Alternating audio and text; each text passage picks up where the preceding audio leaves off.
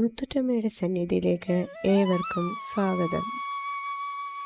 ഭാരതത്തിലെ അത്യപൂർവമായ ക്ഷേത്രങ്ങളിൽ ഒന്നാണ് മുത്തൂർ ഭദ്രകാളി ക്ഷേത്രം. ശങ്കരാചാര്യ മതമനുസരിച്ച് ശിവശക്തി സംയോഗമാണ് ഇവിടെ ഉള്ളത്. ശിവസാന്നിധ്യത്തിൻ്റെ തെക്കുഭാഗത്ത് മാളിക സമ്പ്രദായത്തിൽ ദ്വിതലമായിട്ടുള്ള ശ്രീകോവിലിൽ പാർവതീകല അധികമായിട്ടുള്ള ദേവീ സാന്നിധ്യം കുടികൊള്ളുന്നു. ഈ ദേവീ സങ്കല്പത്തെ രുരുജിത് വിധാനം എന്നറിയപ്പെടുന്നു.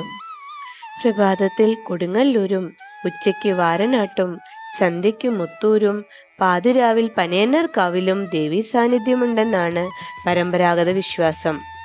മുത്തൂർ ക്ഷേത്രത്തിലെ സന്ധ്യാദീപാരാധന ദർശനം വളരെ പ്രധാനമാണ്. ക്ഷേത്രത്തിലെ ശ്രീകോവിലിനുള്ളിൽ കിഴക്കോട്ട് ദർശനത്തിൽ നാലമ്പലത്തിനുള്ളിൽ 8 ബാഹുക്കളോടുകൂടി വേതാളത്തിന് പുറത്തു നിൽക്കുന്ന 5 അടിയോളം ഉയരമുള്ള ദേവീ വിഗ്രഹം. ദ്വാരിക നിഗ്രഹത്തിന് ശേഷം രൗദ്രഭാവ ശമനഭാവത്തിലാണ് ദേവി ഭക്തരെ അനുഗ്രഹിക്കുന്നത്.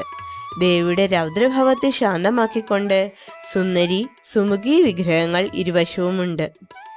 നാലമ്പലത്തിനു പുറത്ത് ദേവീനടയ്ക്ക് നേരെ കാലയക്ഷിയുടെ അമ്പലം, അതിൻ്റെ വടക്ക് ചിറ്റാചിരുത മൂർത്തിയുടെ സ്ഥാനം, വടക്ക് പടിഞ്ഞാറും തെക്ക് പടിഞ്ഞാറും സർപ്പസ്ഥാനങ്ങളുമുണ്ട്.